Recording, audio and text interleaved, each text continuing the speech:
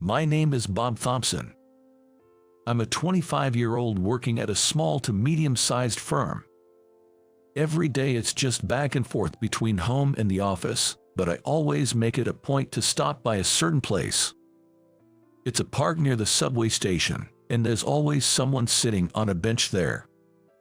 "Good evening." "Huh, you are here again," the reply came from a young woman. But with her long blonde hair, she looked like a typical rebel at first glance. Well, she really is a rebel, apparently the leader of some female gang.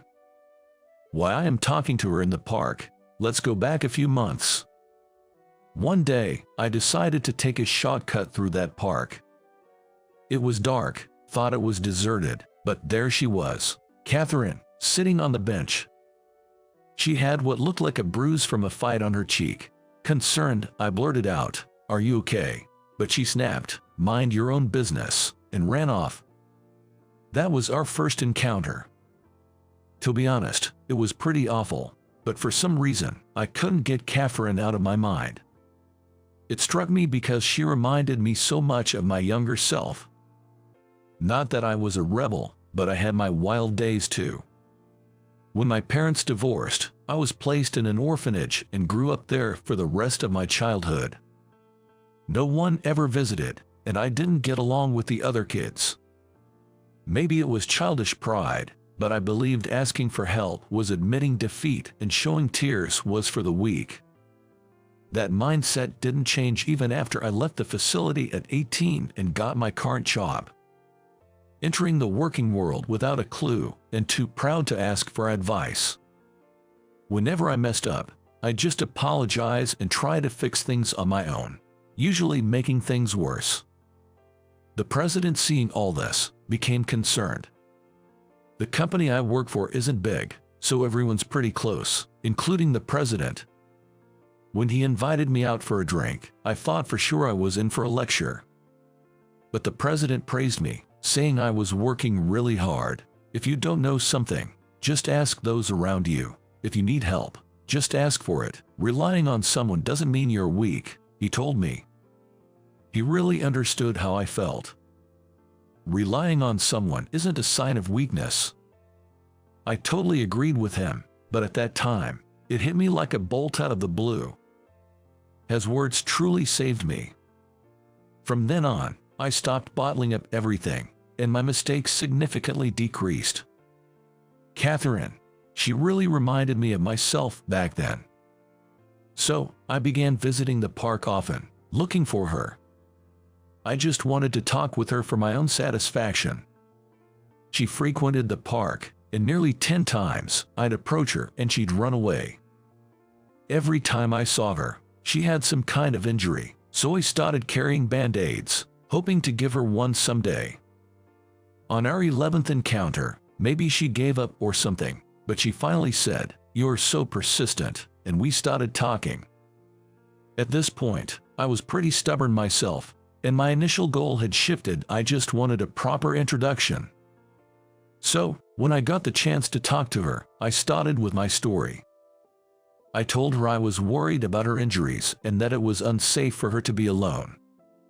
She responded with a scowl, "You're not my dad, are you?" But she gratefully accepted the band-aid I offered. I could tell that despite her tough exterior, deep down, she was a sincere person. Maybe it was because I gave her a band-aid, or she just wanted more, but she began coming to the park daily. We chat for about 10 minutes, and I learned that her name was Catherine. She was 20, the leader of a girls' gang, and she'd get into fights with her crew daily. One of the crew members, she's got quite the fiery temper, and she's like, "The card boss is too soft, so I'm gonna set things straight," and she started a fight with me. When I fought back hard, next thing I know, none of my crew was on my side anymore. She said, looking down sadly. I took over as the leader of the group, trying to work for everyone's good, but seems like folks aren't too happy with the way I do things. I might get kicked out soon. At that moment, her face looked so young and full of worry. I've never been involved with gang stuff, but I do know the loneliness of being isolated in a group. but I also knew that giving advice might just turn me who do you think you're, my parent. All I can say is, being in charge is tough, was all I could muster in her support. So, one day, after this routine of meeting up at the park and talking for about 10 minutes had been going on for a while, a significant incident that would change our relationship occurred. As always, I went to the park, carrying some band-aids. But when I got there, Catherine was curled up, sitting on the bench with her legs pulled up, face buried in her arms. I rushed to her side. "Catherine, what happened?" I exclaimed. When she looked up, tears were streaming down her face. Oh, Bob." The moment she saw my face, she hugged me tightly. I was taken aback, but tried to comfort her by patting her back. After a while, her crying slowed down, punctuated by occasional hiccups. On closer look, her cheek was swollen, and her injuries seemed worse than usual. Seeing my concern, she started to cry again. I lost a fight. They kicked me out. Turns out, she finally lost to that fiery member and was dethroned as the gang's boss. Over time, it seems the majority had sided with this new leader, and no one was there to support Catherine. "I don't want to be alone. I'm scared." She looked genuinely terrified. Seeing her like this, I couldn't help but blurt out, "I'm here for you. It'll be all right." It might have been a reckless thing to say, but I couldn't think of anything else to calm her down. After that, I just listened to her quietly. She talked about how she tried her best but still faced backlash from her crew, and wondered what she could have done differently. I didn't have the answers, but I guess just talking helped her calm down. Eventually, she stopped crying altogether. "Sorry, Bob. I showed you a pathetic side of me." Just because you cried or rallied on someone doesn't mean you're weak, Catherine. So, don't make that face. When I said that, Catherine's eyes widened in surprise. I realized it was the same reaction I had once. Probably, the president must have felt this way when he comforted me back then. Given that we spoke longer than usual, it was already late. She seemed calm, but it was getting late, so I thought I should probably drive her home. Checking the time, I realized, oh no, I missed the last train. Apparently, we get so engrossed in our conversation that the last train had left. Tomorrow's an off day from work, so after dropping her off, I thought of staying over somewhere, but then Catherine dropped a bombshell. "Why don't you come over to my place?" Even if she's 20, I thought it was a bit much to go inside her house. However, Catherine said, "If you're dropping me off, it's fine, right? You won't do anything weird, will you?" I assured her I had no intentions. The more I would have denied it, the guiltier I might have seemed. So, I gratefully accepted her offer. She lived in a small apartment. Apparently, she used to live with her dad, but they don't get along anymore, so she lives alone now. "Thanks for having me." "Sure, come on in." And like that, I ended up in her room, which was quite unexpected in many ways. There were frilly cushions, pink curtains, and loads of cute stuffed animals. The whole room had a very lovely feel to it. "You have a cute room." "But isn't everyone's room like this?" Seeing my surprised expression, Catherine too seemed taken aback. It seemed she thought her room was pretty standard. "I guess most are, but yours is on the cuter side." It wasn't meant in a bad way, but she seemed to have a reaction to the word cute and said, "Cute? I thought this was normal. Give me a break. This is my first time having someone over." Her face turned beet red with embarrassment. Seeing her like that made me wonder if maybe her regular clothes and underwear were on the cute side too, and my suspicions were confirmed. A quick glance revealed laundry with cute frilly underwear hanging out to dry. She noticed too and hastily shut the curtains. "You weren't supposed to see that." "Hey, that wasn't on purpose." With her face turning bright red, Catherine began playfully smacking me, and I had no defense. The next day, turns out, we ended up sleeping until noon. That's because, after our previous chat, Catherine suddenly wanted to watch a horse show she had come across. She was screaming out of fear, and we both were laughing and joking around. Turns out, she wanted to watch horse shows but was too scared to watch them alone. A shocking revelation. In fact, her DVR was full of unwatched horse shows she had recorded. Just one more, please.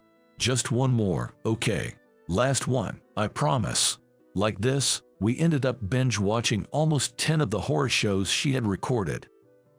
Even when I suggested we call it a night, Catherine was insatiable, and we continued until dawn.